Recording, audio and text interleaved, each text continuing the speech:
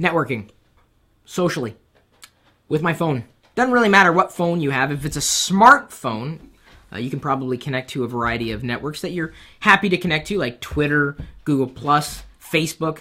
But there's some networks that are really only available and accessible on a smartphone.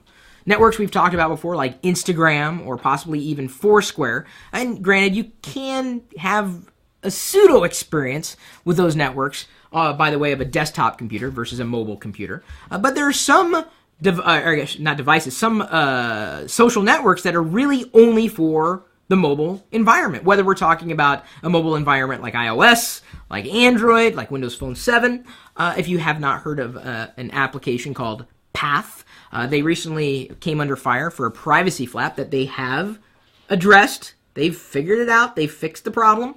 They should be good. Path is a limited network in the sense that you can only add so many people to your network. Because how many people do you really know, right? On Facebook, you can add everybody and their grandmother, but you may not know them.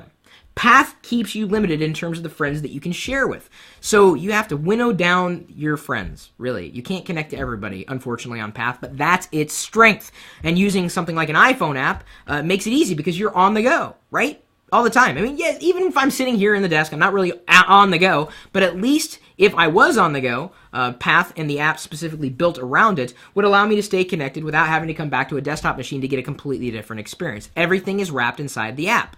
There are other mobile-only social networks that we've listed off on the top 5 mobile social networks page. I'm going to go ahead and +1 this publicly and share it, just like Harry Creator, Alex Piero, Sean Jordan, Skylar Johnson, and Stacey Ferris have done.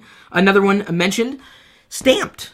And I hadn't heard about this one before. I may not be, their target market, but essentially, this is a new social network, creates a social experience out of recommendations by allowing its users to put a stamp on a recommendation or just about anything, whether it's a restaurant, bar, type of beer, club, band, show, whatnot. So it's a little like Get Glue, only it's a mobile application. Another one of those mobile applications that seemed to be a big deal when it first launched.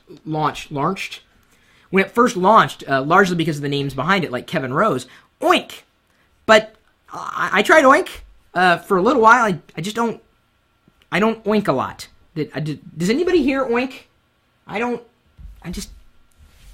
Yeah, there we go. Path was getting boring. What about Pinterest? Pinterest is another one, although Pinterest isn't a mobile social network, really. It's got a desktop conduit. A mobile app, yes, but it's not primarily mobile. And what we're trying to highlight in this particular article are the top 5, or really the top mobile-only social networks. Oink. Oh, Courtney likes to Oink. Well, yeah, but you know about the Oink? I want Oink, but I'd love to eat bacon. Well, bacon is not a social network. Yet.